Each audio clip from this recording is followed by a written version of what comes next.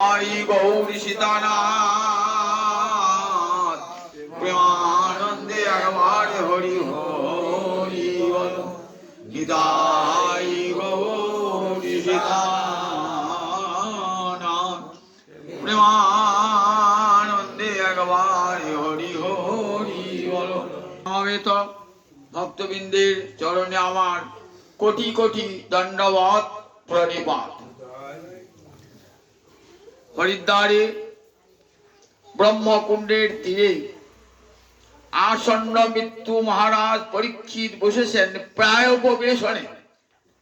प्रायोपवेशन माने 7 दिन व्यापी তিনি জল পর্যন্ত স্পর্শ করবেন না। আহার আদি তো দূরের কথা, জল পর্যন্ত স্পর্শ করবেন না।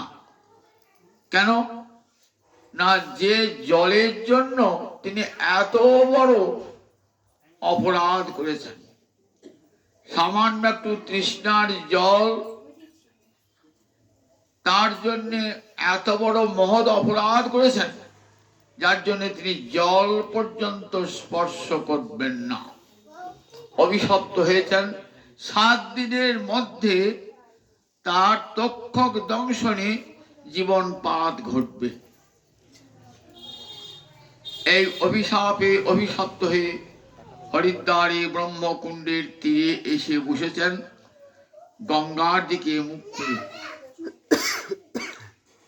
কোটি কোটি যোগী, ধ্যানী, তপস্বী, ঋষি সব এসে সমবেত হয়েছেন।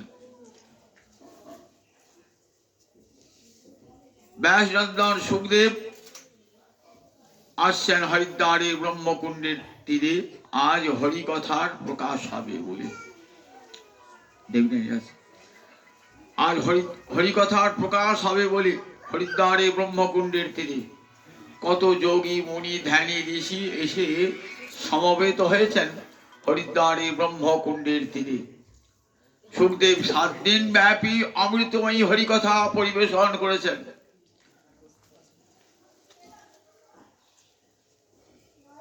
যত শেষের দিকে এগিয়ে আসছে তত দামি দামি মূল্যবান কথাগুলি পরিবেশন করছেন সুখদেব হরিদ্বারে ব্রহ্মকুণ্ডের তীরে।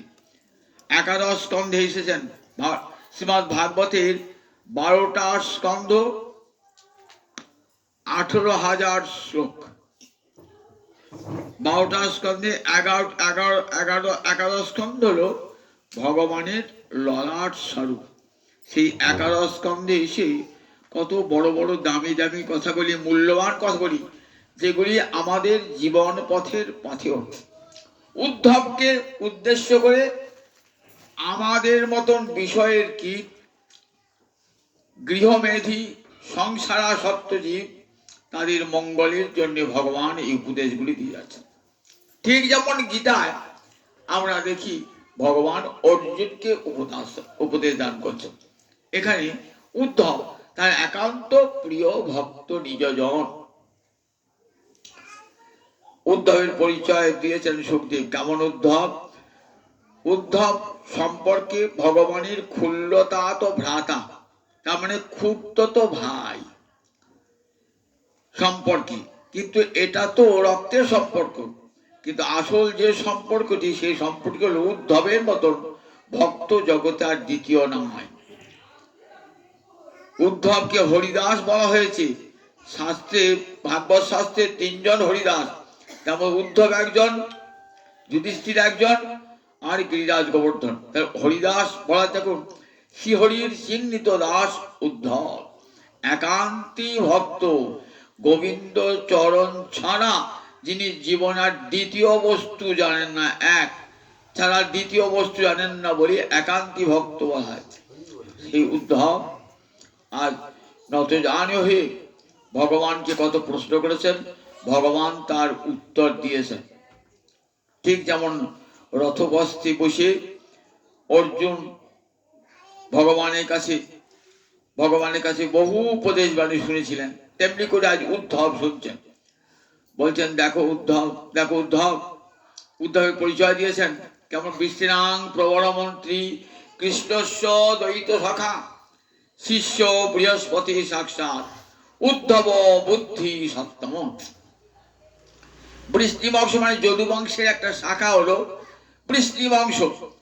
সেই বৃষ্টিবংশের প্রবর মন্ত্রী, সর্বশ্রেষ্ঠ মন্ত্রী, যিনি রাজা উগ্রসেনকে মন্ত্রণা দান করতেন, যিনি মন্ত্রণা দান করেন অর্থাৎ পরামর্শ দান করেন, তাকেই তো বলে মন্ত্রী।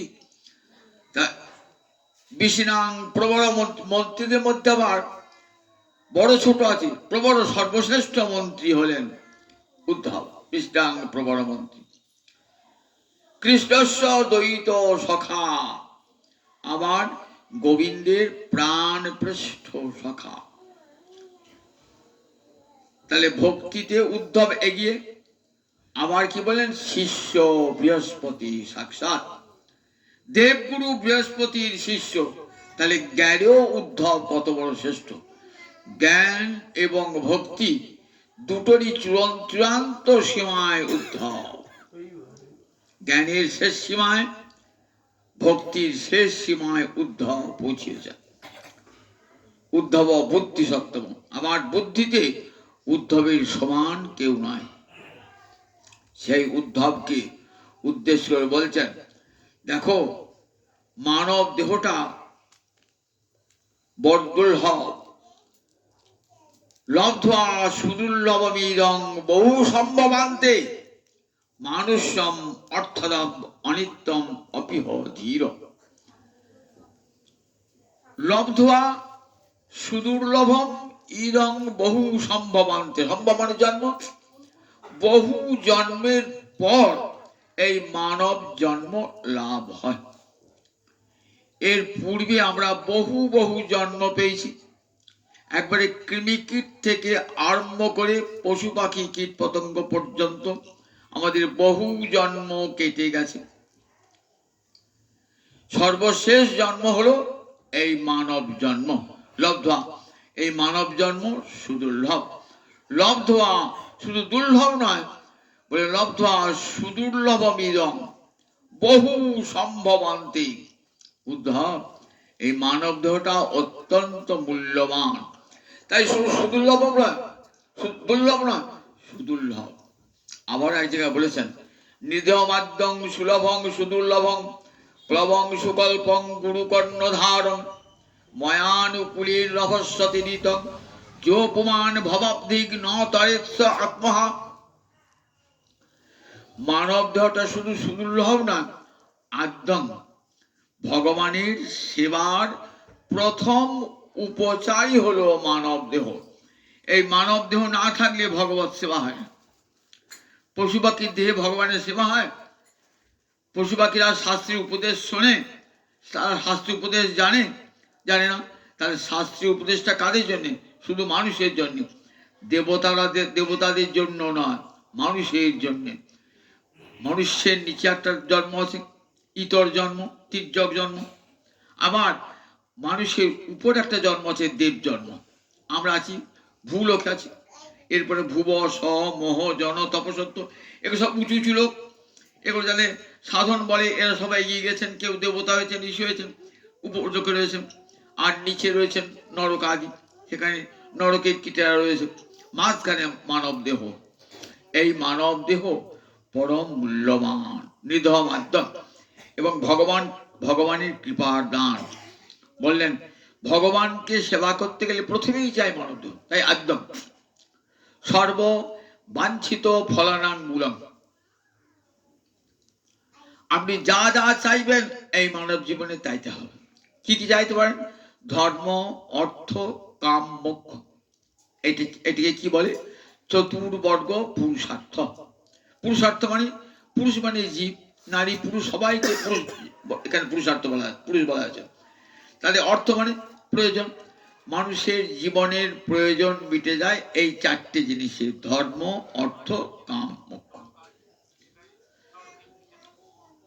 মানুষের অন্তরে কামনা আছে, সংসার করব, স্ত্রী আনবো, পুত্র আনবো, বাড়ি করব, ঘর করব, টাকা উপায় করব। সেই কামনা পূরণ করতে গেলে অর্থ চাই, আবার ভোগের বস্তু চাই। তাহলে এই ভোগের বস্তু পেতে গেলে অর্থ চাই, এবং আবার যদি পরজন্ম পাই তার জন্য আমরা কি করি, যার যজ্ঞাদি করি, কিছু কিছু ধর্মকর্ম করি, যাতে আবার পরের জন্মে আবার এইরকম ধনবান হই, এরকম অর্থ সুখ, এরকম গৃহ সুখ যেন পাই। তার জন্য যাগ যজ্ঞাদিকে তাকে ধর্ম বলা হচ্ছে। তাহলে ধর্ম অর্থ কাম, একদল মানুষ আছেন এই ধর্ম অর্থ কামেতেই মত্ত। তারা ভোগী, তারা প্রবৃত্তি পরায়ণ মানুষ। প্রবৃত্তি পরায়ণ মানে তারা সংসার থেকে মুক্তি চান না, সেই ঘুরিয়ে ফিরিয়ে আবার সংসারী তারা আসতে চান। তারা ধর্ম অর্থ কাম এই তিনটেতেই মত্ত। আর একদল মানুষ আছেন তারা না, তারা বললেন প্রবৃত্তি পথে নয়, এবার আমাকে মুক্তি পথে, আর যেন আমাদের জন্ম না হয়, আর যেন সংসার দুঃখ ভোগ করতে না হয়, এমন জন্ম এমন মুক্তি আমাদের দাও। তারা মোক্ষ পথে অভিয়াসী। তাই জগতে দুই শ্রেণী মানুষ, এক শ্রেণী মানুষ হলো প্রবৃত্তি মার্গে, আর এক শ্রেণী মানুষ হলো নিবৃত্তি মার্গে। দুই শ্রেণী মানুষ আছে বলে এই মানব জন্মে আমরা দেখতে পাই এক শ্রেণী মানুষ প্রবৃত্তি, যাদের ভোগ কামনা দূর হয় নাই। চণ্ডীপলি দেখতে পাবেন এই দুই শ্রেণী মানুষ, সুরত রাজা আর সমাধি বৈশ্য। সুরত রাজা এই রাজ্য সুখ ভোগ করে তৃপ্তি হলো না, আবার চাইলেন এমন রাজ্য যে রাজ্য কোনোদিন ধ্বংস হবে না, একটা এক কল্পকাল ধরে থাকবে, এক মন্বন্তর যাবৎ থাকবে। ভোগ সুখে তৃপ্তি মিলল না। আর সমাধি বৈশ্য প্রচুর টাকা জমি জায়গা ছিল, বলে আমার আর কিছুই চাই না, আমাকে দাও মুক্তি, আর আমি টাকা পয়সা ধন দৌলত চাই না, আমি যাই এমন যেখানে চরম সুখ পাওয়া যাবে, সেই নিবৃত্তি পথে দাও। দুটো চরিত্র, একটা প্রবৃত্তি মার্গে আর একটা নিবৃত্তি মার্গে। প্রবৃত্তি মার্গে হল সুরত রাজা, আর সমাধি বৈশ্বরের নিবৃত্তি মার্গে। তাই ধর্ম অর্থ কাম মোক্ষ এই চারটেকে বলে পুরুষার্থ।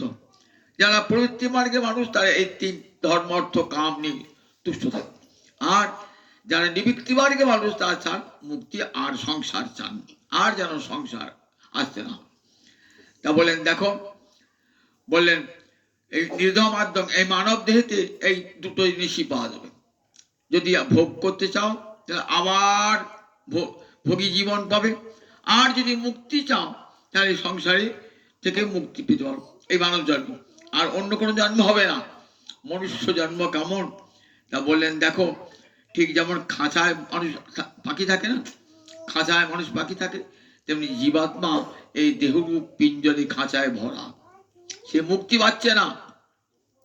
মায়া তাকে এই দেহ পিঞ্জরে বেঁধে রেখে দিয়েছে। গীতা পড়লে দেখতে পাবেন, সত্য রজতম তিনটে গুণ কি করেছে, নিবদ্ধন্তি মহাবাহু দেহিরং দেহে অব্যয়ম। দেহিরাং মানে সমস্ত মানুষকে কোথায় বেঁধে রেখেছে, দেহেতে বেঁধে রেখে দিয়েছে। দেহি মানে আত্মা, আত্মাকে, দেহি মানে আত্মাকে বেঁধে গেছে এই দেহ পিঞ্জরে বেঁধে দিয়েছে। সেখান থেকে জীবের মুক্তি হতে পারে এই মানব জন্মেতে। তাই লব্ধা সুদুর্লভ নিরহ মাধ্যম, প্রথমেই চাই মানব দেহ, যে প্রতি ভগবানকে সেবা করতে গেলে এই মানব দেহ সর্বাগ্রে দরকার। বল সর্ববাঞ্ছিত ফলানাঙ্গ, এই দেহেতে ধর্ম অর্থ কাম্যক্ষ ভোগ হবে। আবার যদি বলেন না আমি ধর্ম অর্থ কাম্যক্ষ কিছুই চাই না, আমি কি করবো না গোবিন্দ সেবা চাই, তার জন্য প্রেম ভক্তি লাভের দরকার, সেটা এই জন্মেতেই হবে। আপনি হেঁটে গোলকে বৈকুণ্ঠে চলে পারবেন এই মানব দেহটা দিয়ে। আমরা দেখি প্রহ্লাদ, ধ্রুব, নারদ সব এই দেহটা দিয়ে, মায়ের পেট থেকে পাওয়া এই মানব দেহটা এত মূল্যবান, এই দেহ দিয়ে তারা হেঁটে গোলক বৈকুণ্ঠে চলে গেছে। তাহলে এখন মানব কত মূল্যবান। আপনি যদি ধর্ম অর্থ কাম ভোগ করতে চান তাও হবে, যদি মুক্তি পেতে চান তাও হবে, আবার যদি প্রেম ভক্তি পেতে চান তাও হবে। তাহলে মানব দেহটা কত মূল্যবান, নিধমাত।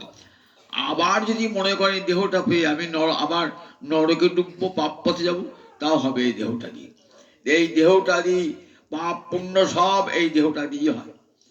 গীতা সেন দেখি দুটো পথ, মানুষ জন্ম পেয়েছ, দেখো একটু ঊর্ধ্বে ওঠার পথ পেয়ে গেছো। এবার মানব জন্ম পেয়ে যদি নিচে নামতে চাও তাহলে কি হবে না অবিরত বিষয় চিন্তা ধ্যায়ত ভীষণ স্পুংস সঙ্গস্তে সুপজায়তি সংঘাত সঞ্জায়তে কাম কামাত ক্রোধ বিজায়তে। দেখাচ্ছেন এই মানব জন্মে দুটো পথ খোলা, একটা উপরে আর একটা নিচের দিক, একটা ঊর্ধ্বগতি হতে পারে আর একটা নিম্নগতি হতে পারে। বলেন দেখো যদি মনে করো এই দেহটা দিয়ে আমি উপরে উঠবো, তাহলে এই দেহটা দিয়ে তুমি ধীরে ধীরে ধীরে উপরে উঠতে পারবে। আবার যদি বলো এই দেহটা দিয়ে নিচে নামবো, নিচে নামার যে সিঁড়ি দিয়ে উপরে উঠা হয় আবার সেই সিঁড়ি দিয়ে নিচে নামা হয়। বলে দেখো নিচে যদি যাও তাহলে বিষয় চিন্তা অবিরত বিষয় চিন্তার ফলে মানুষের কি হয় কামনা জন্মায়, ক্রোধ জন্মায়, ক্রোধের ফলে স্মৃতিভ্রংশ হয়, মোহ আসে এবং শেষ পর্যন্ত মানুষের বিনাশ প্রাপ্ত হয়ে যায়। গীতা পড়ে দেখবেন ধ্যায়ত ভীষণ স্পুংস সঙ্গস্তে সুপজায়তি সংঘাত সঞ্জায়তে কাম কামাত ক্রোধ বিজায়তি ক্রোধাৎ ভক্তি সম্মোহ সম্মোহাৎ স্মৃতি বিভ্রম স্মৃতিভ্রংসাৎ বুদ্ধিনাশ বুদ্ধিনাশাৎ পুনশ্চতি। তাহলে এই দেহটা দিয়ে বিনাশের পথটাও খোলা, আবার এই দেহটা দিয়ে ঊর্ধ্বং গচ্ছন্তি সত্যস্থা, আবার ধীরে ধীরে ওর তমগুণ থেকে রজগুণ, রজগুণ থেকে সত্যগুণ, তা থেকে বলি সত্য থেকে বিশুদ্ধ সত্য হয়ে একবার ঊর্ধ্বলোকে চলে যেতে পারেন এই দেহটা দিয়ে। তাহলে এই দেহটা দিয়েও উপরে ওঠা যায় আবার নিচে নামা যায়। এই দেহটা এমনই, এই দেহটা নিধ মাধ্যম বললেন এই দেহটা এমনই এমনই বললেন দেহটা বেশি দিন থাকে না। বলেন অর্থদম অনিত্য, দেহটা অনিত্য মানে আজ আছে কাল নাই, নিঃশ্বাসই নয় বিশ্বাস। কেউ 20 বছর মারা যায়, কেউ 30 বছর মারা যায়, কেউ 50 বছর মারা যায়, কেউ 100 বছর মারা যাবে, কেউ 125 বছর মারা যায়। তাহলে দেহটা অনিত্য এবং কখন যে কার মৃত্যু হবে কেউ বলতে পারে না। কারণ মৃত্যু শুধু রোগেই হয় না আর বয়স হলেই হয় না, মৃত্যুর বহু ফাঁদ মহামায়া পেতে রেখে দিয়েছেন। ছেলে জন্মাতে না জন্মাতে মৃত্যু, মায়ের পেটেই মৃত্যু, মায়ের পেট থেকে পরেই মৃত্যু, 10 বছর বয়সে মৃত্যু, 20 বছর বয়সে মৃত্যু, 30 বছর বয়সে মৃত্যু। শুধু রোগে মৃত্যু নয়, যে কোনো দুর্ঘটনায় মৃত্যু হলো, সর্পাঘাতে মৃত্যু হলো, বজ্রাঘাতে মৃত্যু হলো, দুর্ঘটনায় মৃত্যু হলো, কুয়ে পড়ে মৃত্যু হলো, মৃত্যুর কত ফাঁদ মহামায়া পেতে রেখে দিয়েছেন। এবং যে কোনো সময় যে কোনো ভাবে আমাদের দেহটা চলে যেতে পারে, তাই অনিত্য। কিন্তু অর্থদম, অনিত্যম হলো এই দেহটা, অর্থদম পরমার্থ দান করতে পারে এই দেহটা। এই যে বললাম যে এই দেহটা দিয়ে আপনি গোলকে বৈকুণ্ঠে চলে যেতে পারবেন। রামপ্রসাদ গান গেছেন না, এমন মানব জমিন রইল পতিত আবাদে করলে ফলতো সোনা, এমন মানব জমিন রইল পতিত আবাদে করলে ফলতো সোনা। মানব জমিন পতিত হয়ে রইল, চাষবাস করতে শিখলাম না, সোনা ফলবে এই মানব দেহেতে, মানব দেহেতে সোনা ফলবে। গুরুদেব কৃপা করে ব্রহ্মাণ্ড ভমিতে ভমিতে কোনো ভাগ্যবান জীব গুরু কৃষ্ণ প্রসাদে পানে ভক্তিলতা বীজ মালি হইয়া সেই বীজ করে রোপণ, শ্রবণ কীর্তন জলে করয়ে সিঞ্চন। সে তো মানবদেহ হয়। এই দীক্ষা গ্রহণ ব্রহ্মাণ্ড ভ্রমণ করতে করতে কতবার জন্মেছি, কতবার মরেছি, কতবার জন্মেছি, কতবার মরেছি, ঘুরতে ঘুরতে এক জন্মে মহৎ কৃপা লাভ হয়ে গেল।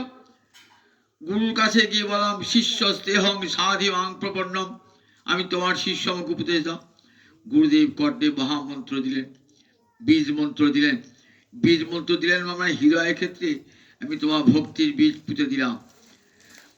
বীজ পুঁতলেই কিন্তু গাছ হবে না, তাকে কি মাটি দিতে হবে, জল দিতে হবে, সার দিতে হবে, তবে তো হবে। তাই বলে কেমন করে, এই যে আমি ভক্তির বীজ পুঁতে দিলাম তোমার হৃদয় ক্ষেত্রে, তুই বসে বসে শ্রবণ কীর্তন জলে করে সিঞ্চন, জল দাও, শ্রবণ কীর্তন জলে সার দাও, জল দাও। সাধু সঙ্গে গিয়ে তীর্থক্ষেত্রে গিয়ে মহৎ কৃপা লাভ করে সেই ধীরে ধীরে সেই কৃষ্ণ ভক্তিলতা বীজকে ধীরে ধীরে বাড়িয়ে তোলো। ব্রহ্মাণ্ড এই সেই বীজ বাড়তে বাড়তে কোথায় যাবে, ওই বীজ বাড়তে বাড়তে লতাটা কোথায় যাবে বললেন বৈকুণ্ঠে চলে যাবে কৃষ্ণপাদ পদ্মকে আশ্রয় করে ভক্তিলতা বীজ, সমস্ত লোক পরিত্যাগ করে চলে যাবে। তাহলে এই মানব দেহটি সেটা হয় নিধমা বলে অর্থদান পরমার্থ দান করতে পারে এই মানব দেহটা, কিন্তু অনিত্যম যে কোনো মুহূর্তে। এই দেহটার 6টা ভাব বিকার আছে। 6টা ভাব বিকার কি কি? তা বলেন জায়তে, অস্তি, বর্ধতে, বিপরিণামতে, অপক্ষীয়তে, বিনশ্যতে। দেহটা প্রথম মায়ের পেট থেকে জন্মায় জায়তে, তারপরে কি হয়? দেহটা অস্তিত্ব হয়। মায়ের পেটে জন্মাবার আগে তো আমার অস্তিত্ব ছিল না, মায়ের পেটে জন্মাবার পরই আমার অস্তিত্ব হলো জায়তে, তারপর অস্তিত্ব। তারপরে দেহটা কি হবে? বর্ধতে, একটু একটু করে বৃদ্ধি প্রাপ্ত হবে বর্ধতে। তারপরে কি হবে? বাড়তে বাড়তে গেলে আর কিন্তু বাড়বে না, বাড়াটা কমে যাবে। এবার কি হবে না বিকৃত হয়ে যাবে বিপরিণামতে, ধীরে ধীরে দেহটা বিকৃত হয়ে যাবে। এই 40 ঘরের শেষের দিকে পৌঁছালেন 45, 47, 48, তখন কি হবে দেখবেন দেহটা আস্তে আস্তে শত চেষ্টা করো দেহে রূপ লাবণ্য শক্তি কোনোটাকেই আর ধরে রাখতে পারবেন না, ধীরে ধীরে বিকৃত হবে বিপরিণামতে। তারপরে কি হবে? অপক্ষীয়তে, ধীরে ধীরে ক্ষয় প্রাপ্ত হবে। দেখবেন চোখে ছানি পড়েছে, একটা চোখ গেল আবার চোখে ছানি পড়লো, মাথার চুলগুলো পেকে গেল, দাঁতগুলো সব পড়ে গেল, শরীর নুব্জ কুজ্জ, তার শরীরে ধর্মতে গোলা হবে, অপক্ষীয়তে ক্ষয় হবে। তারপরে কি হবে? বিনশ্বতী, একদিন বিনাশ প্রাপ্ত হয়ে যাবে। তাহলে এই 6টা ভাব বিকার। প্রথম মায়ের পেটে জন্মালাম, জন্মানোর পর পৃথিবীতে আমার অস্তিত্ব, তার আগে আমার অস্তিত্ব ছিল না। তারপরে বর্ধতে, দেহটা একটু একটু করে বাড়বে, বাড়তে বাড়তে একবার যে প্রৌঢ় অবস্থায় পৌঁছালাম মাঝামাঝি বিগত যৌবন, আর বাড়বে না। তারপরে কি হবে? তখন যখন পড়তি যৌবন, তখন কি হবে? তখন দেখবেন বিপরিণামতে যৌবনের রূপ লাবণ্য সেগুলো সব আস্তে আস্তে কি হবে? বিকৃত হয়ে যাবে। দেহ ধর্মতে পাঞ্চভৌতিক যে কোনো পাঞ্চভৌতিক বস্তুই এরকম বিকারগ্রস্ত হয়। তারপরে ক্ষয়প্রাপ্ত হবে, ক্ষয় হতে হতে কি হবে? একদিন বিনাশ প্রাপ্ত হয়ে যাবে ক্ষয় হতে হতে। তাহলে মানব দেহটা বলেন অনিত্যম, 6টা ভাব বিকার রয়েছে, কিন্তু অর্থদম পরমার্থ দান করতে পারে। সুলভম সুদুর্লভম, এই মানব দেহটা একদিকে সুলভ আবার সুদুর্লভ। কেন? একটা সুলভ আর সুদুর্লভ দুটো বিপরীত শব্দ তো। সুলভ কাকে বলে? সুখে লভ্যতে যত্তৎ, যা অতি সুখে পাওয়া যায় তাকে বলে সুলভ। একটা জিনিস আমি বাড়ির দৌড়েই পেলাম, আমরা একটা জিনিস আর বাড়িতে অনুষ্ঠান হচ্ছে, একটা জিনিসের দরকার পড়েছে, ওই যাই পাশের দোকান থেকে কিনে নেয়, টুক করে কিনে নিলাম, তাহলে সেটা সুলভ। আমার একটা জিনিস হয়তো ডাক্তারটা আমার ওষুধ লিখেছেন, এখানে কাটা হলো না, বর্ধমান হলো না, কলকাতায় হলো না, যদি সুদূর বোম্বাই থেকে ওষুধ আনতে হবে কি বিদেশ থেকে ওষুধ আনতে হবে, তাহলে সেটা সুদুর্লভ হয়ে গেল। বলে মানব দেহটা একদিকে সুলভ আমার সুদুর্লভ নয়, সুদুর্লভ। সুলভ বা কেন আর সুদুর্লভ বা কেন? তা বলে আগে বলিস কেন সুদুর্লভ। এই গোবিন্দ যে মানব দেহটা দিলেন না, এই দেহটা দিয়ে বিষয় ভোগীর জন্য দেন নাই, দিয়েছেন কৃষ্ণ সেবার জন্য। কেমন সুন্দর 11 ইন্দ্রিয় দিয়েছেন দেখুন, 11 ইন্দ্রিয় দিয়েছেন কি জন্য? গোবিন্দ বিষয়ে ভোগ করবার জন্য এই 11টা ইন্দ্রিয় দিয়েছেন। 5টা কর্মেন্দ্রিয়, 5টা জ্ঞানেন্দ্রিয়, একটা অন্তর ইন্দ্রিয়। 5টা জ্ঞানেন্দ্রিয় কি কি? চক্ষু, কর্ণ, নাসিকা, জিহ্বা, ত্বক। আর 5টা কর্মেন্দ্রিয়, যে 5টা ইন্দ্রিয় দিয়ে কর্ম হবে তাকে বলে কর্মেন্দ্রিয়, বাক, পানি, পদ, বায়ু, উপস্থ। আর একটা ইন্দ্রিয় হলো অন্তরিন্দ্রিয় মন। এই 11টা ইন্দ্রিয়, এই 11টা ইন্দ্রিয়ের কাজ কি না? পঞ্চ বিষয় ভোগ করে, রূপ রস শব্দ গন্ধ স্পর্শ ভোগ করে। তা বলে এরা তো করবি, এদের স্বভাব ধর্মই হলো, ইন্দ্রিয়ের স্বভাব ধর্মই হলো কি হলো না? পঞ্চ বিষয় ভোগ। বলে বিষয় ভোগ করো, কিন্তু দেখো কোন বিষয় ভোগ করবে? চোখ আছে, রূপ দেখতে চায়, তা বলে চোখকে কোন রূপ দেখাও। এই জগতে রূপ দেখে কোনোদিনই কারোর তৃষ্ণা মিটবে না। আপনি একটা রূপবান পুরুষ কি রূপবতী রমণীকে দেখছেন তো, দেখতে দেখতে দেখতে তার চেয়ে একটা বড় রূপবতী, তার দিকে চোখ চলে গেল। আবার তার চেয়ে একটা বড় রূপবান পুরুষ, তার দিকে চোখ চলে গেল। তাহলে এই জগতে রূপটা কেমন, এক জায়গায় স্থির থাকে না, রূপ খুঁজে খুঁজে বেড়ায়, রূপের তৃষ্ণা মেটে না। কোথায় গিয়ে রূপের তৃষ্ণা মিটে যাবে? গোবিন্দ রূপে যদি একবার নয়নে পড়ে যায় না, আর সে নয়ন আর কোনো কিছুই দেখবে না। রাধারানী ওই রূপ দর্শন করে কি বলছেন দেখো, আধ জনম। রাধারানী বলছেন দেখো, আমি যখন জন্মগ্রহণ করেছি, জনময় মধিয়াম রূপ নিহারণু নয়ন নাতির পিত ভেল। আধ বলেন জনম অবধিহাম, আমি জন্মে থেকে, রাধারানী বলছি জন্মে থেকে তোমাকে দেখছি। রাধারানী তো অন্ধ হয়ে জন্মেছিলেন, কৃষ্ণের করকমল স্পর্শ হয়েছে, তবে রাধারানী নয়ন উন্মিলন হয়েছে। তাই জনময় অবধিহাম রূপ নিহারণ, গোবিন্দ আমি জন্ম থেকে তোমাকে দেখছি, তথাপি আমার নয়নের তৃপ্তি হলো না, তোমাকে দর্শন করে আমার নয়নের তৃপ্তি হলো না। দেখুন এমন গোবিন্দ রূপ, যদি সেই গোবিন্দ রূপে যদি নয়ন পড়ে, জগতের আর কোন রূপ দেখতে ইচ্ছা হবে না। একটা গল্প শোনায়।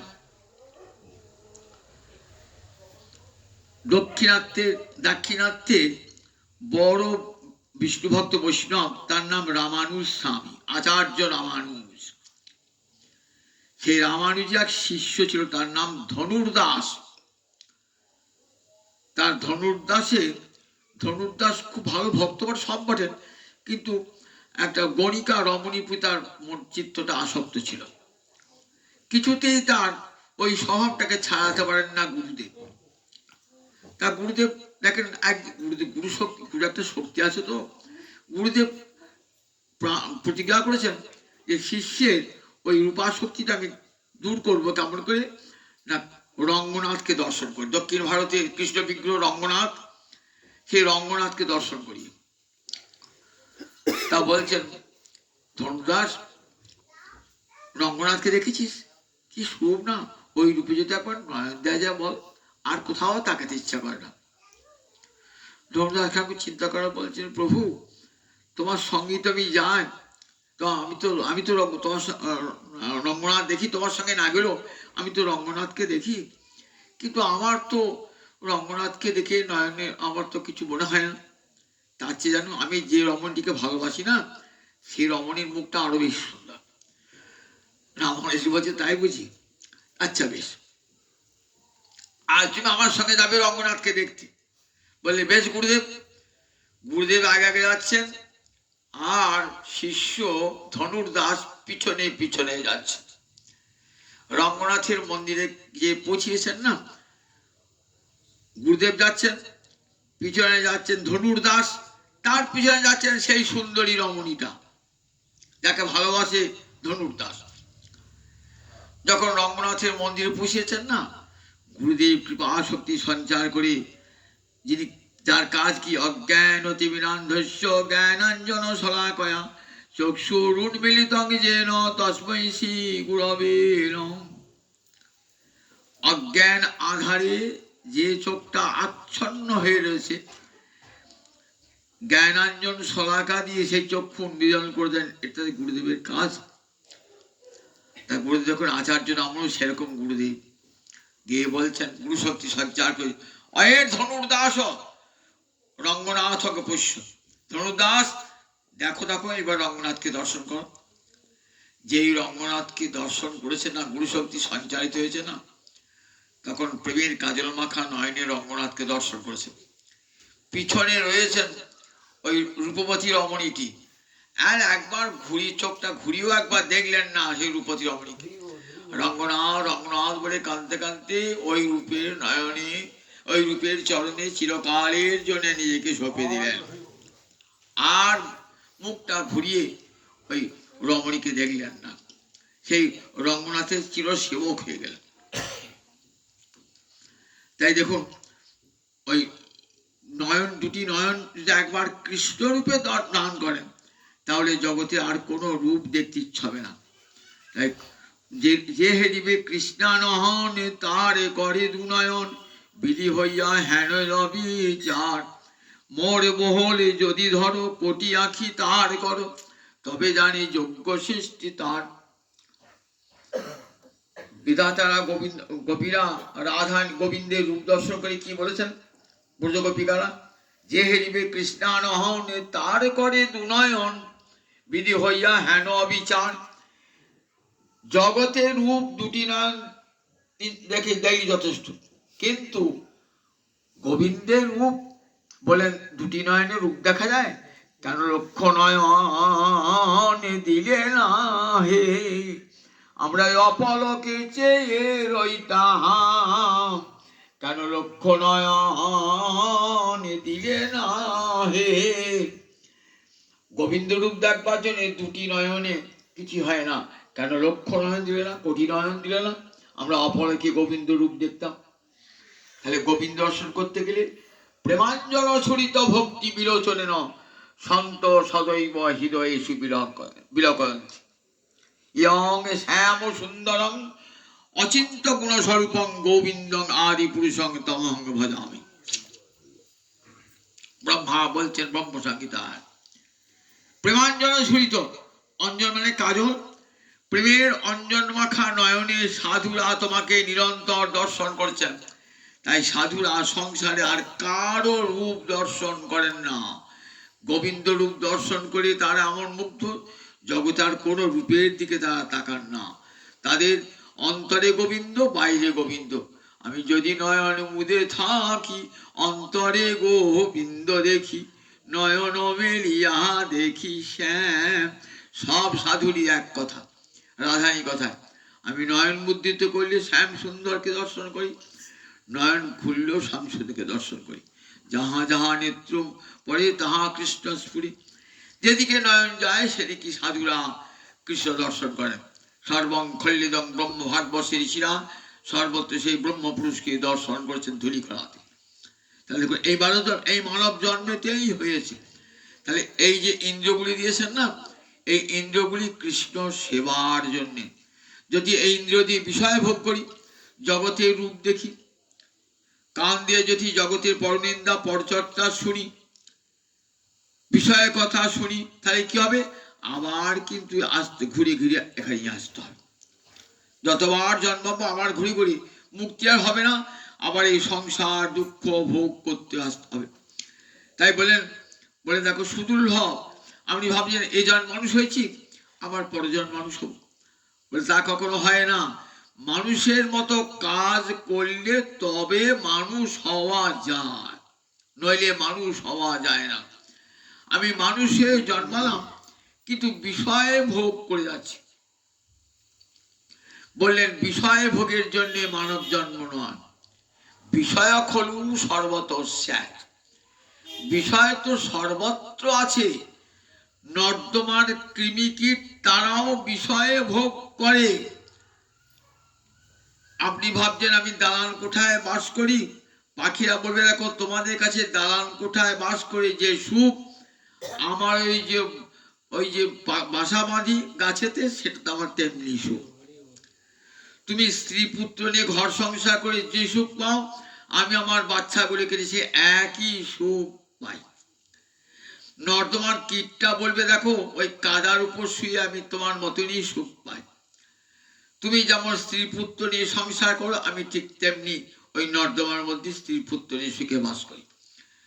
তার বিষয় হলো সর্বত্র, এই বিষয় তো সর্বত্র আছে। বনের পশু পাখি কীট পতঙ্গ নর্দমার কৃমি সর্বত্র আছে, বিষয় হলো সর্বত্র। তাই বিষয়তে এর পূর্ব জন্মের বিষয় ভোগ করেছি। যদি বিষয় ভোগ করতাম তাহলে মানব জন্মে কি প্রয়োজন ছিল? মানব জন্মের প্রয়োজন ছিল কি যে বিষয় ভোগ করবার জন্য মানব জন্ম? বিষয় ভোগ তো সব জন্যই কি হয়। তাই যখনই মানব জন্ম পেলেন তখন জানতাম নিশ্চয়ই এই মানব জন্ম যখন ভগবান দিলেন তখন তার একটা পৃথক উদ্দেশ্য আছে। নিদমাদ্যং সুলভং সুদুর্লভং। তাই যদি এই মানব জন্ম পেয়ে আবার ওই পশুর মতন যদি বিষয় ভোগ করেন তাহলে আর কোনো দিনই মানব জন্ম পাবেন না, শত চেষ্টাতেও পাবেন না। তাই সুদুর্লভ, শুধু দুর্লভ নয়, সুদুর্লভ, কোনো দিনই মানব জন্ম পাওয়া যাবে না। কিন্তু সেটা আবার সুলভ কখন হয়? যদি সারা জন্ম গোবিন্দ সেবা করেছেন, সারা জন্ম গোবিন্দ সেবা করেছেন, উপযুক্ত গুরুর কাছে দীক্ষা গ্রহণ করে সংসার করেছেন, কিন্তু মনটি গোবিন্দ চরণে রেখেছেন, সংসারে বিষয়ের মধ্যে রয়েছেন, কিন্তু বিষয় আপনার চিত্তকে অধিকার করতে পারে নাই।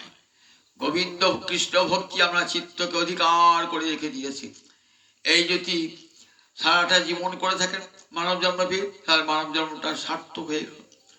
শৈশব কাল থেকে গুরু কৃপা লাভ করে ভগবত ভজন করছেন সারাটা জীবন, তাহলে কি হবে বলেন? আবার মানব জন্ম দেবেন যতদিন সিদ্ধি না হচ্ছে। সিদ্ধি লাভ কি হয়? মানব জীবনে সিদ্ধি লাভ হবে, আবার জন্মাবো। দেখবেন গীতায় বলা আছে, গীতার ষষ্ঠ অধ্যায় ধ্যান যোগ আছে না, অভ্যাস যোগ। এই জন্মে হলো না, ভগবত ভজন করতে করতে আমি সিদ্ধি দশায় পৌঁছালাম না, তার আগে আমার মৃত্যু হয়ে গেল। বলে ক্ষতি নাই, তুমি যেটুকু করলে না সব থেকে গেল, আবার পরজন্মে এমন জায়গায় জন্মালে না, সুচিরাং শ্রীমতাং গেহে যোগভ্রষ্ট অভিজায়তে। আবার পবিত্র ধর্মমান ব্যক্তির সংসারে জন্মগ্রহণ করে আমার কি হবে? সেখান থেকে আবার আগে যত দূর ভজন সাধন হয়েছে তারপর থেকে আবার শুরু হবে। কৃষ্ণ ভজন বিফলে যায় না, নষ্ট হয়ে যায় না।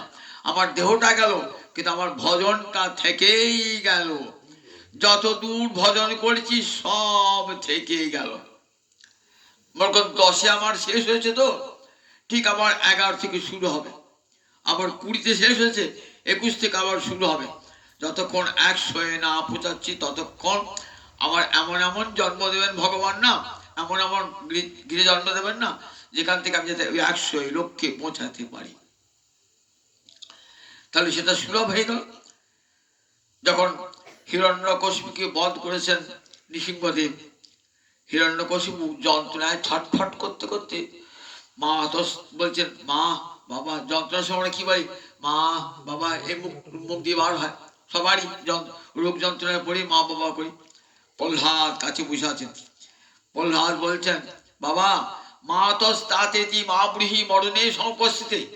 মরণে সমুপস্থিত, মৃত্যু উপস্থিত হলে মা তাতেতি মা ব্রীহি, মা ব্রীহি বলো না, মা বাবা বলে কেঁদো না, মৃত্যুকালে তোমার মা বাবা এসে তোমাকে বাঁচাতে পারবে না। তাহলে কি বলবো বাবা? বলো গোবিন্দ গোবিন্দ গোবিন্দেতি গুণ গুণ, বলো কৃষ্ণ কৃষ্ণ কৃষ্ণ বলে বলে প্রাণ পরিত্যাগ করবে। গীতায় বলা আছে না, মৃত্যুকালে যেমন ভাবনা হবে, ক্ষণকাল যদি মনটা আপনার গোবিন্দ চরণে চলে যায়, ক্ষণকাল, বেশি করে ক্ষণকাল যদি মনটা গোবিন্দ চরণে চলে যায়, তাহলে কি হয়? তার ঊর্ধ্বগতি হয়ে যায়। কিন্তু ক্ষণকাল যাবে কি করে? সারা জীবন তো বিষয় ভোগ করেছি, মৃত্যুকালে কি হবে চিন্তা? ওই বিষয়ের চিন্তাই হবে। স্ত্রী পুত্রের কথা চিন্তা করেছি, মৃত্যুকালে ওই স্ত্রী পুত্রের কথাই চিন্তা হবে। মৃত্যুকালে ভুলেও যদি একবার নারায়ণ বলি, নিজের ছেলের নাম কিছু নারায়ণ বলে দেখেছেন ভাগবতে? অজামিল নিজের ছেলের না, এত বড় পাপিষ্ঠ, কিন্তু ঋষি আশীর্বাদ করে গেল, তোমার ছোট ছেলেটির নাম রেখে দিলাম নারায়ণ।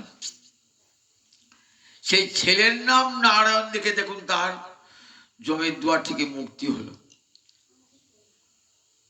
হরি ভজন করে সারূপ্য মুক্তি লাভ করলো। তাহলে ক্ষণকাল যদি যারা যারা স্বজন হবেন, নিজজন হবেন না, তারা চোখের জল ফেলে কাঁদবেন না, তারা কাছে বসে কি করবেন? কীর্তন শোনাবেন, হরিনাম শোনাবেন, গীতা পাঠ শোনাবেন, চৈতামৃত শোনাবেন। শুনতে শুনতে যদি মনটা ক্ষণকালে, যে মৌসু ব্যক্তি তার যদি মনটা একবার গোবিন্দ চরণে চলে যায় না, আবার পরজন্মে এমন গৃহে সুচিরাং শ্রীমতাং গৃহে আবার জন্ম হবে, যেখান থেকে ভজন হবে, যেখানে শৈশব থেকে কৃষ্ণ ভজন শুরু হয়ে যাবে, জন্মের শুরু থেকে। কিন্তু সদা তদ্ভাব ভাবিত, যদি ভাবেন যে আমি সারা জীবন পাপ কার্য করবো, বিষয় ভোগ করবো, মরণকালে একবার হরিনাম বলবো, কিন্তু এখন মরণকালে হরিনাম আর হবে না। কারণ স্ত্রী পুত্রের কথাই চিন্তা করছে সারা জীবন, তো মৃত্যুকালে তাদের কথাই চিন্তা হবে যে আমি চলে যাচ্ছি, আমার এই সংসার পড়ে এলো, ঘর খারাপ পড়ে এলো, ভোগ করতে পেলাম, ব্যাংকে আমার মেলা টাকা রইলো, আমার স্ত্রী রইলো, পুত্র রইলো, এই ভাবনা করে যদি যান, তাহলে আবার সংসারে কৃমিকীট হয়ে জন্মাতে হবে। বাড়িখানা লোক ছাড়তে পারছেন না, আমার বাড়ি করেছেন তো, বলে হ্যাঁ ঠিক বাড়িতে আসবে, আমি টিকটিক হয়ে বাড়ি ঘুরে দেয়ালে দেয়ালে ঘুরে বেড়াবে, অনেক টাকা জমিয়ে তো ওই সাপ হয়ে আসবে, টাকা রক্ষা করবে এসে। বললেন দেখো গোবিন্দ চিন্তা করো না, খাটখানা নতুন খাটখানা কিনেছো, ওই খাটের ছাড় পোকা হয়ে থাকবে এসে, আর পরের দিন বসে খাটের ছাড় পোকা হয়ে থাকবে, এমনি ভোগ হবে তেমনি করে। তাহলে দেখুন, যদি গোবিন্দ চিন্তা করতে করতে প্রাণ পরিত্যাগ হয়, আবার সুচিরাং শ্রীমতাং গৃহে পুণ্যবান পবিত্র ধর্মান গৃহে আবার জন্ম হবো, আবার ভগবানের ভজন হবে। তাই সুলভম যদি সেই সময় দিয়ে আত্মীয় স্বজন কেউ থাকে, কাছে থাকে, হরি কথা মনে পড়িয়ে দেয়, তাহলে কি হবে, সুচিরাং শ্রীমতাং গৃহে আবার জন্মগ্রহণ করব, সেই জন্মের প্রভাত থেকেই হরিভজন শুরু হবে। তাই সুলভ। আবার যদি বলে আমি দান ধ্যান ব্রত করবো, কার্য করবো, আবার হরিকথার সময় কি প্রয়োজন, বলেন দান ধ্যান ব্রত তপস্যার দ্বারা কখনো মানব জন্ম পাওয়া যায় না, কারণ কর্মফল খণ্ডিত হয় না। দান ধ্যান ব্রত তপস্যার দ্বারা পূর্ণ পূর্ণ লোকে যাওয়া যায়, কিন্তু কখনো কর্মফল খণ্ডিত হয় না। হয়তো এই জন্মে প্রচুর অন্নদান করলেন, পরের জন্মে ধনী হয়ে জন্মালেন, এই জন্মে বস্ত্রদান করলেন, প্রচুর বস্ত্রের অধিকারী হলেন, এই জন্মে অনেক অর্থদান করলেন, আবার পরের জন্মে অর্থবান হলেন। বলেন এতে কিন্তু কোনোদিন মুক্তি লাভ হয় না, গোবিন্দ পাদপদ্ম লাভ হয় না, কর্মফল খণ্ডিত হয় না। কর্মফল খণ্ডিত হয় একমাত্র কৃষ্ণ ভক্তিতে, সমস্ত কর্মফলের খণ্ডন হয়ে যায় কৃষ্ণ ভক্তিতে। তারপরে নিধবাদ্যং সুলভং সুদুর্লভং প্লবং সুকল্পং গুরুকর্ণ ধারণ। এই মানব দেহটা প্লব মানে নৌকা, নৌকা কোথায় চলে, হয় সমুদ্রের বা নদীতে, যেখানে জল আছে। তা বলেন এই প্লবং সুকল্পং, এই ভব সমুদ্র, এই ভব সমুদ্রের নৌকা হলো এই মানব দেহটা। এই মানব দেহে চেপে আছে কে, নৌকায় চেপে আছে কে, বলে জীবাত্মা। কোথায় সে যাবে, পরমাত্মার চরণে যাবে সে। যাওয়ার পথ তো একটাই, প্রান্তি অভিসংবিসন্তি, আবার গোবিন্দের কাছে ফিরে যেতে হবে। ফিরে যাবার জন্য গোবিন্দ নৌকা দিয়েছেন, দেহরূপ নৌকা দান করেছেন। প্লবং সুকল্পং, সুগঠিত নৌকা, পার হবার কোনো ভয় নাই, সুগঠিত নৌকা, এই ভব সমুদ্রে ভেসে চলবে নৌকা। চেপে আছে কে, নৌকায় আরোহীকে, জীবাত্মা যাবে সে গোবিন্দের কাছে, তার গতিত গোবিন্দের দিকে। যতক্ষণ সে গোবিন্দের কাছে না যাচ্ছে, ততক্ষণ কিছুতেই তার চিত্তে শান্তি আসবে না, কিছুতেই। একটা ছেলে যদি হারিয়ে যায় বাবা মার কাছ থেকে, তাহলে সে এখানে সেখানে শহরে ঘুরে বেড়াবে, কোনোদিন কারু বাড়ির বারান্দায়, কোনোদিন ছাঁচতলায় পড়ে থাকলো, কোনোদিন ফুটপাতে পড়ে থাকলো, কেউ দুটি খাবার দিলে খেলো, নয় খেলো না, তার সুখ হয় জীবনে? যতক্ষণ পর্যন্ত নিজের পিতার কাছে ফিরে না যাচ্ছে, ততক্ষণ তার সুখ হয় না। জীব তো গোবিন্দের সন্তান, গোবিন্দের কাছে যতক্ষণ সে ফিরে না যাচ্ছে, তার জীবনে কোনোদিনই শান্তি সে আসে না। তারপরে প্রবল দিয়ে নৌকা দিয়েছেন, আবার আমার কাছে ফিরে আসতে পারবে, কিন্তু কি করে ফিরে যাবো আমি, তার কাছে নৌকা চাপলাম বটে, নৌকায় চাপলেই তো নৌকাটা আমাকে নিয়ে যাবে না।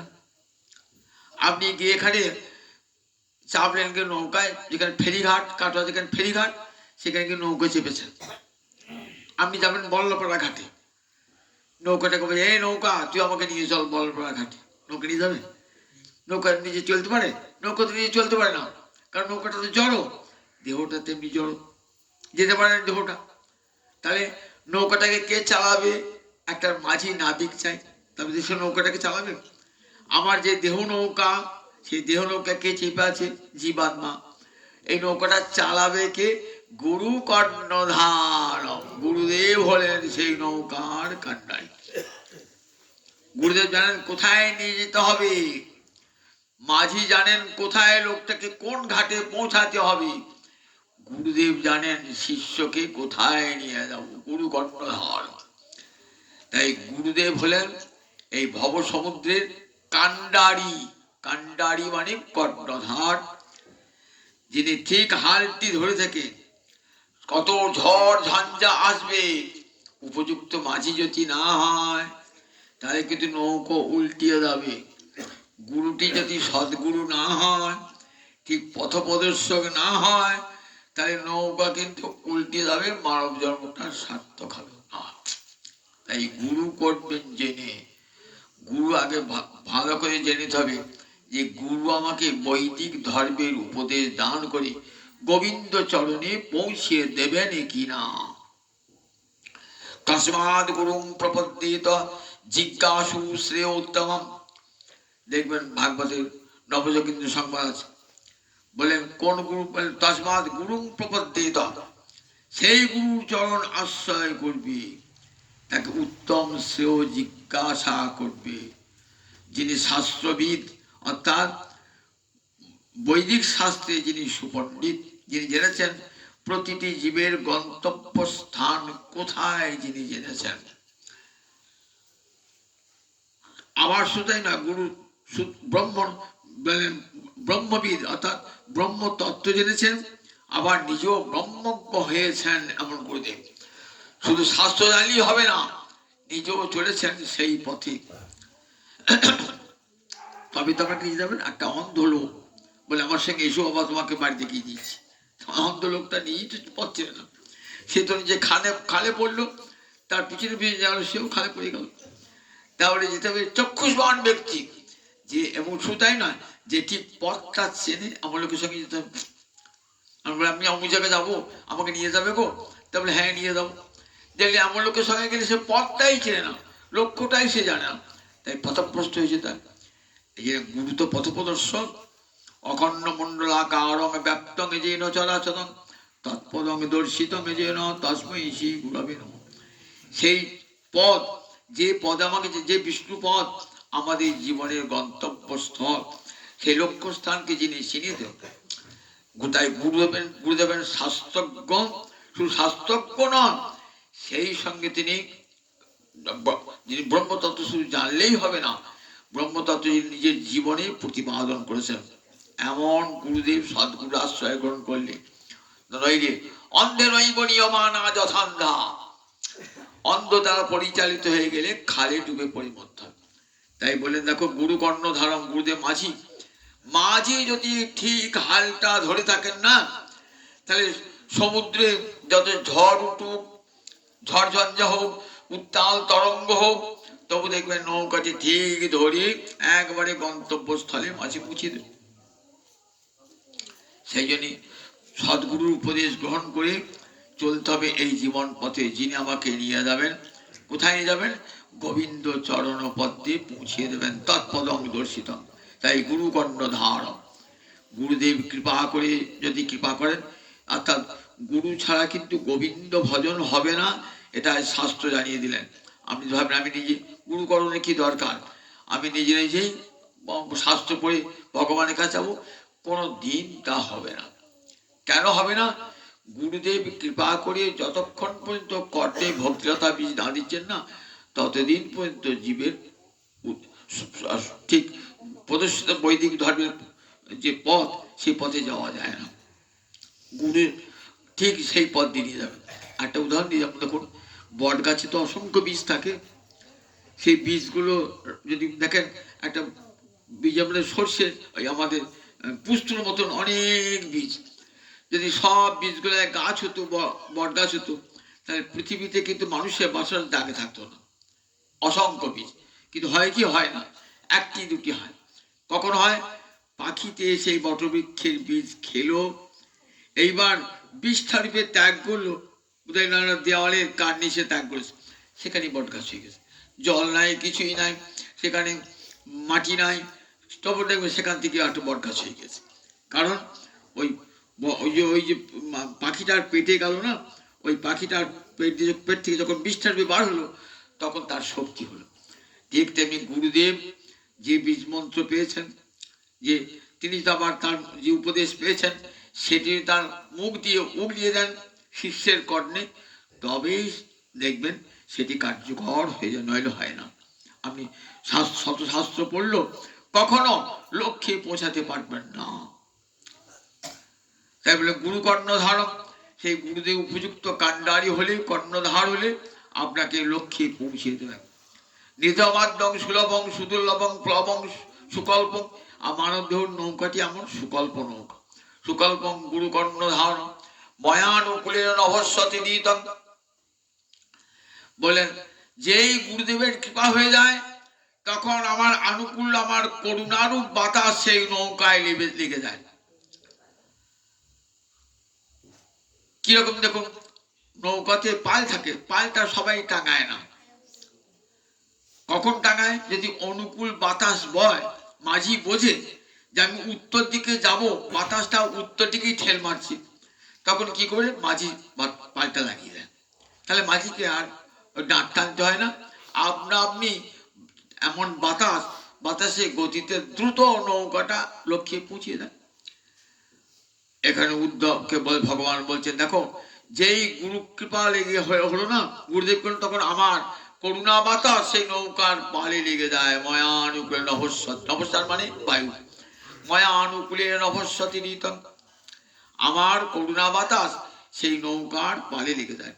অর্থাৎ যেই গুরুদেবের কৃপা হলো, ভগবানের করুণাও সঙ্গে সঙ্গে সেইখানে চলে গেল। আগে গুরুর কৃপা, পরে ভগবানের কৃপা। গুরু কৃপা ছাড়া কখনো ভগবানের কৃপা হয় না। তাই যেই গুরু কৃপা লাভ হয়ে গেল, সঙ্গে সঙ্গে ভগবানের কৃপা লাভ হয়ে গেল। ময়ানু নভস্বতী যোপমান ভবাব্ধিং ন তরে। এমন সুন্দর মানব দেহ পেয়ে যে সংসার সাগর পার হলো না, যোপমান ভবাব্ধিং ন তরে, এই ভব সমুদ্র পার হলো না, স আত্মহা, সে আত্মঘাতী। এমন সুন্দর মানব জন্ম পেয়েও যে সংসার সাগর পার হলো না, স আত্মহা মানে প্রতি মুহূর্তে সে আত্মাকে হত্যা করছে। প্রতি মুহূর্তে আমরা বলি না, লোকটা আত্মহত্যা করেছে। আত্মহত্যা নয়, দেহের হত্যা। গলায় দড়ি দিয়ে মলো, কি বিষ খেয়ে মলো, কি টেনে ঝাঁপ দিয়ে মলো, দেহটা হত্যা হলো, আত্মাকে হত্যা করতে পারে না কেউ। গীতায় পড়েছেন তো, নৈনং ছিন্দন্তি শস্ত্রাণি নৈনং দহতি পাবক। আত্মা কোনোদিন কেউ শস্ত্র ছেদন করতে পারে না, সেটাকে জল তাকে ক্লেদ দান করতে পারে না, বায়ু তাকে শোষণ করতে পারে না, অগ্নি তাকে দহন করতে পারে না, অস্ত্র তাকে ছেদন করতে পারে না। কাজে আত্মাকে হত্যা জগতে কেউ করতে পারে না। তাহলে আত্মহত্যা বলি ওটা, আমরা আত্মাকে দেখতে পাই, দেহটাকে দেখতে পাই, তো কি বলে আত্মহত্যা করেছে, সেটা দেহের হত্যা হয়। আত্মহত্যা কখনো হয় যখন মানুষ গোবিন্দ ভজন করেন না, তখনই আত্মহত্যা হয়। মনে রেখে দেন, তখনই আত্মহত্যা। স আত্মহা। সুখদেব, কার কথা? সুখদেব বলছেন ভগবানের কথাটা। ভগবান নিজে বলছেন উদ্ধবকে, যারা আমাকে মানব দেহ পেয়ে আমাকে যারা ভজন করে না, সে প্রতি মুহূর্তে আত্মাকে হত্যা করছে। আত্মহত্যা কি করে আত্মাকে হত্যা করছি প্রতি মুহূর্তে? বললেন, আপনি বাজার থেকে একটা খাঁচা সদ্য পাখি কিনে এনেছেন। পাখিটা খাঁচায় বাজারে বিক্রি হয়, খাঁচা সমেত পাখি নিয়ে এলেন। দিয়ে খাঁচাটাকে কেমন করে যত্ন করা যায়, খাঁচাটার যত্ন করছেন ইচ্ছা মতো। আচ্ছা, এই রং দিলে কেমন হয় খাঁচাটা? এই রংটা ভালো লাগছে, ওই রংটা নিয়ে এসে 5 রকম রং দিচ্ছেন খাঁচাটার জন্য। খাঁচার ভিতরে পাখিটা যে বেঁচে থাকলেও করে, তার খোঁজ একবারও নিলেন না। পাখিটাকে দুটো ছোলায় কলায়, একটু কাঁচা লঙ্কা খাওয়ায়, একটু দুধের সর খায়, এটা আমরা মনেই পড়লাম। খাঁচার দিকে এত লক্ষ্য, পাখিটার দিকে লক্ষ্য নেই। কি হবে? পাখিটা ধীরে ধীরে ধীরে ওই খাঁচার মধ্যেই মরবি। খাঁচাটা থেকে গেল, পাখিটা চলে গেল। পাখি যে চলে গেল, খাঁচার আর কোনো মূল্য নেই। তেমন দেহ খাঁচা, আর দেহের ভিতরে আছে এই পাখিটা আত্মা। আমরা যত্নটা করি কার বলেন দেখি? দেহের যত্ন করছি, দেহকে সাজাচ্ছি, কোজাচ্ছি। যে দেহ আপন জ্ঞানে যত্ন করো রাত্রি দিনে, বসন ভূষণ কত বেশ, পরমাত্মা ভগবান যবে হবে অন্তর্ধান, ভস্য কীটি কৃমি অবশেষ। দেহটাকে সাজায় গোজায়, একটু খুব খুবকে কাশি হয়, ডাক্তারকে চলে যাচ্ছে, ডাক্তারবাবু বাঁচবো তো, আমার শরীরটা দিতে হবে, কী খেলে শরীরটা ভালো থাকবে, ছানা খেলে নমক খেলে সেটা যত্ন করছি, আবার বাইরে সাজাচ্ছি, কতক্ষণ প্রসাধন মারছি, আবার কত অলঙ্কার পরছি, কোন ভালো পোশাকটা পরলে দেখতে ভালো লাগে দেখছি, কিন্তু ভিতরে ভিতরে যে আমার আত্মা দিনের পর দিন শুকিয়ে যাচ্ছে, একবারও ভাবি না সে কথা। আমরা কেউ ভাবি দিনের পর দিন আত্মা, আত্মা চাইছে, ভালো মন্দ খাচ্ছি, অতীত আত্মা বেঁচে আছে। বললেন ওগুলো তো আত্মা খায় না গো, খায় না, না ওগুলো আত্মা খায় না। আপনি যা খাচ্ছেন না, ডাল ভাত তরকারি, ওগুলো তো আত্মা খায় না। কেন খাবে না, কেন? ভিতরে ওগুলো পঞ্চবায়ু খায়, পঞ্চবায়ুকে দিই না। দেহের মধ্যে 5টা বায়ু আছে, প্রাণ, অপান, সমান, উদান, ব্যান, জানেন তো? এই খাদ্য কোথায় যায়? এই পঞ্চবায়ুকে আহার দিতে হয়, আত্মাকে কেউ আহার দেয় না, আত্মা এই আহার গ্রহণও করে না, তাহলে সে আবার কি খাবে? তা বলে আত্মার আলাদা খাদ্য আছে। কি আত্মার খাদ্য? হরি গুণানুকীর্তন হে আত্মন ঘাস, কৃষ্ণ গুণ কীর্তন হলো আত্মার খাদ্য।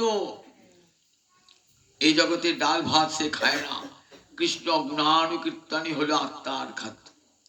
তাই ওই যে আত্মারূপ পাখিটা রয়েছে না, সে তো খেতে পারে না, আপনি ভালো করে সাজাচ্ছেন, অথচ ওই পাখিটার জন্য আমরা দেহটা আছি, পাখিটার জন্য। পাখিটা যেদিন উড়ে পালাবে সেদিন কোথায় চলে যাবেন? শ্মশানে। দেহটা কি? এই দেহটা সাজিয়েছেন, করিয়েছেন, ভালো জামা কাপড় পরেছেন, ভস্য কীট কৃমি অবশেষ, এক মুঠো ছাই হয়েছে, মাটিতে পুঁতে দিলে কৃমিকীট হয়েছে, কৃমিকীট হয়েছে। তাহলে যার জন্যে এই দেহটা আছে তাকে কত অবজ্ঞা করি, আর বল দেখি, যার জন্যে দেহটা আছে তাকে কত অবজ্ঞা করি। যে আত্মার জন্য দেহটা আছে সেই আত্মাটাকে আমরা কেমন অবজ্ঞা করে রেখে দিয়েছি। বলে হরিগুণ কীর্তন, বলে শিবগোবিন্দের গুণ কীর্তন আত্মার খাদ্য। আত্মা অন্য কিছুই চায় না, সে চায় হরিগুণ কীর্তন, এটাই আত্মার খাদ্য।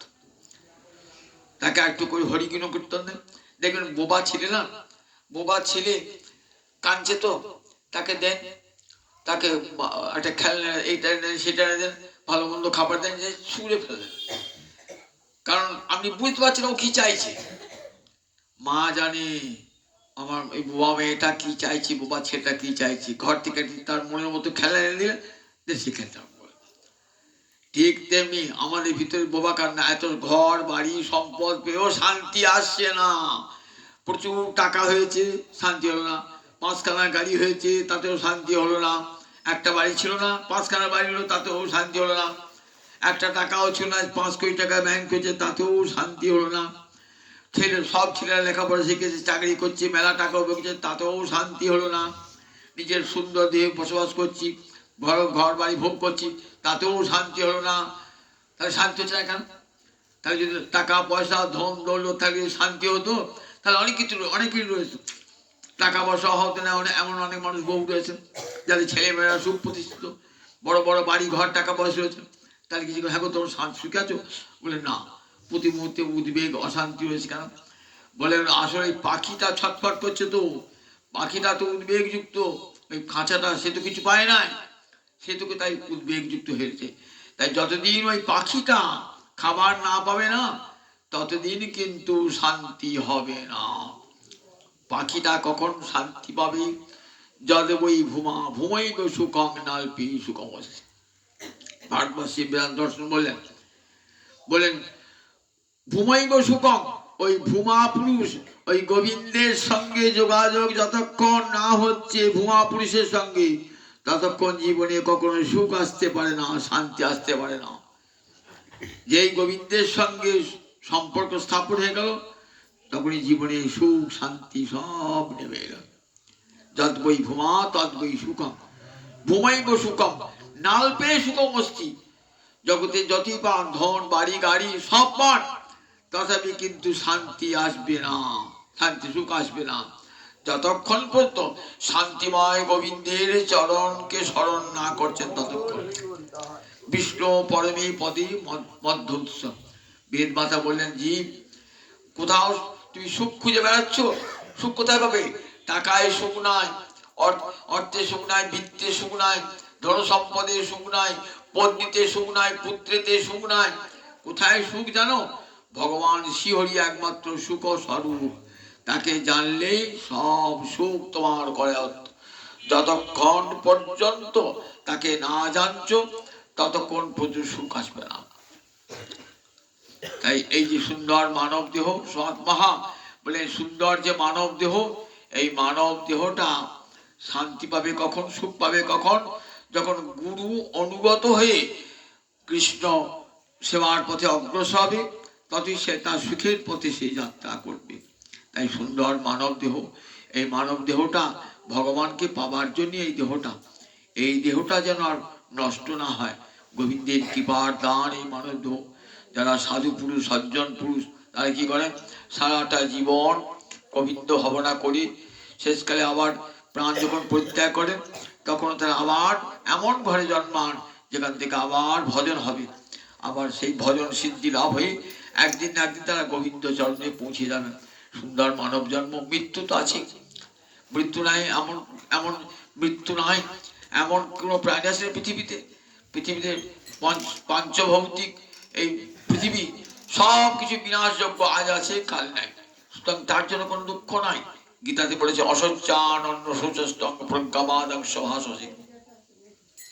যারা শোকের যোগ্য নয় তাদের জন্য শোক করো না। আত্মীয় স্বজন, পিতা মাতা, এরা তো আমার নিজের জন, এর জন্য শোক করবো না? বলে না, এটা স্বাভাবিক নয়। যা আছে আজকে যা দেখছো কাল তার বিনাশ হবেই হবে। পাঞ্চভৌতিক বস্তু সমস্ত একদিন না একদিন বিনাশ প্রাপ্ত হয়ে যাবে, সব তার জন্য দুঃখ নয়। অসচ্চানন্য সুচস্ত, যারা শোকের যোগ্য না তাদের শোক করো না। শোক করা কার জন্য? ভগবানের জন্য। এমন সুন্দর মানব দেহটা পেলাম, একদিন হা গোবিন্দ হা গৌর বললাম না, মানব জীবনটা বিফলে ব্যর্থ হয়ে গেল। এটার জন্যই শোক করুন, যার জন্য শোক করা উচিত ভগবানের জন্য। বলে ভগবানকে ভুলে আছি বলি এত দুঃখ, এত কষ্ট। তাই মানব জীবন যে কোনো মুহূর্তে চলে যেতে পারে, যে কোনো মুহূর্তে। অদ্যবা অপ্ত শতান্তে মৃত্যু বই প্রাণীরাং ধ্রুব। দেখুন বসুদেব বলছেন কংসকে, কংস প্রাণের জন্য প্রাণ হত্যা করছো কেন? আজ কিংবা 100 বছর মানুষের মৃত্যু হবে, তাহলে যখন দেহের জন্য কখন এত বড় খারাপ কাজ করো না। মানব দেহটা জাতস্য ধ্রুব মৃত্যু ধ্রুবম জন্ম মৃত্যুস্য। যে জন্মিয়েছে সে মরবে, আর যে মরেছে আবার সেই জন্মাবে। আসা যাও। তাই আমাদের ভারতবর্ষ মৃত্যুকে স্বীকার করেন না। মৃত্যু আবার কি? মৃত্যু বলে কোনো নয়, দেহান্তর প্রাপ্তি। একটা দেহ থেকে আর একটা দেহ গেল। আমার জীবাত্মা আমার সমস্ত কর্মকে নিয়ে আর একটা দেহেতে চলে গেল। কেমন? তৃণজলৌকাবৎ। পাড়াগায় যোগ দেখেছেন? পাড়াগায় দেখবেন যেখানে জলা জায়গা না ঘাস থাকে, সেখানে যোগ থাকে। যোগ করে দেখবেন একটা ঘাস থেকে আর একটা ঘাসে যায়। কিরকম করে যায়? দেখবেন যাওয়ার কায়দাটি কেমন সুন্দর। ধীরে ধীরে ধীরে ধীরে নূতন ঘাস থেকে ধরবে, তবে পুরনো ঘাসটিকে ত্যাগ করবে। ঠিক তেমনি আমাদের জীবাত্মা মৃত্যুকালে কি করে? আবার একটা নূতন দেহ মনে মনে ভাবনা করে নূতন দেহটি ধারণ করে, পুরনো দেহটি ত্যাগ করে। কেমন? জিন্নানি বাসাংসি যথা বিহায় নবানি গৃহ্ণাতি নর অপরাণী। কেমন সুন্দর করে গীতা বুঝিয়েছেন দেখুন। যেমন আমরা জীর্ণ বসন পরিত্যাগ করি, আপনি পুজোর সময় কাপড়টা কিনলেন, পরতে পরতে পরতে জীর্ণ হয়ে গেল, ময়লা হয়ে গেল, ছিঁড়ে গেল, আবার একটা নতুন কাপড় পরি। ঠিক তেমনি জীবাত্মা এই দেহটা যখন জীর্ণ শীর্ণ হয়ে যাবে, তখন কি হবে? আবার একটা নূতন কাপড় সে পরবে। অল্পবয়সী যারা বলে অল্পবয়সী তার ওই কাপড়টা জীর্ণ হয়ে গেছে, ছিঁড়ে গেছে, বলে আবার নতুন সঙ্গে সঙ্গে আবার একটা নূতন কাপড় সে পরবে। ঠিক তেমনি জীবাত্মা আবার একটা নূতন দেহ ধারণ করবে। কাজে মৃত্যু বলে কোনো বস্তু নাই। এই মৃত্যু যেন শোক করো না। বলে মৃত্যু বই প্রাণী নাম নাস্তি দেহান্তর প্রাপ্তি। বাল্য, যৌবন, কৈশোর, প্রৌঢ়ত্ব, বার্ধক্য, আবার মৃত্যু। একটা দেহান্তর, একটা দেহ থেকে আর একটা দেহে চলে গেলে। কাজে মৃত্যু বলে কিছু নাই, মৃত্যুর জন্য কোনো শোক নাই। তাই দেখবেন সমস্ত শোকসভাতে গীতা পাঠ হয়, ভাগবত পাঠ হয়, চণ্ডী পাঠ হয়। কেন হয়? এগুলো সব শোক নিরাকরণের শাস্ত্র, শোক নিবারণের শাস্ত্র। মহারাজ পরীক্ষিত বিষাদগ্রস্ত, সেখানে ভাগবত পাঠ হচ্ছে। অর্জুন বিষাদগ্রস্ত, তাকে সান্ত্বনা দেওয়ার ক্রমে গীতা পাঠ হয়েছে। সুরলতা সমাধি বৈশ্য শোকগ্রস্ত, সেখানে মহাভারত, সেখানে চণ্ডী পাঠ হয়েছে। আবার মহারাজ জন্মেজয় শোকগ্রস্ত, সেখানে মহাভারত পাঠ করেছেন বৈশম্পায়ন। এদিকে আমরা সব শোক সভাতে গীতা পাঠ, ভাগবত পাঠ হয়। কেন? যাতে শোক দূর করতে পারে। আমরা তো মোহগ্রস্ত ব্যক্তি, শোক এসে যায়, নিজজনকে হারালেই শোক হয়। সে বৃদ্ধ হলেও তার জন্য শোক হয়। এই লোকটা, মানুষটা এতদিন বাড়িতে ছিল, তাকে কাল থেকে আর পাবো না, মনে মনে দুঃখ হয়। যত নিজের জন হলেই শোক হয়। বলে দেখো, এমনি করে সব মানুষই একদিন না একদিন মরবে, মানুষ তো মরণশীল, কিন্তু শোক করো তার জন্যে। বরং ভগবানের কাছে প্রার্থনা করো, যিনি চলে গেলেন এই জগৎ থেকে, তিনি যেন আবার উচ্চ লোকে স্থান পান, তার যেন পরম গতি লাভ হয়। রাধা গোবিন্দ চরণে যেন চিরকালের জন্য তার বিদেহী আত্মা শান্তি পায়। তার উদ্দেশ্যে গীতা ভাগবত আদি শাস্ত্র পাঠ করুন, যাতে শুনে তিনি পরম পুণ্যলোকে ঊর্ধ্বলোকে গমন করবেন এবং তার যার অধস্তন রইল তাদেরকে আশীর্বাদ করে যাবেন। যার পুরাণে আজকে এই পাঠটি হলো। আপনারা সকলে প্রার্থনা করুন আর গোবিন্দ চরণে তার যেন বিদেহী আত্মা চির শান্তি লাভ করে। জয় নিতাই, জয় নিতাই। জয় জয় রাধে কৃষ্ণ।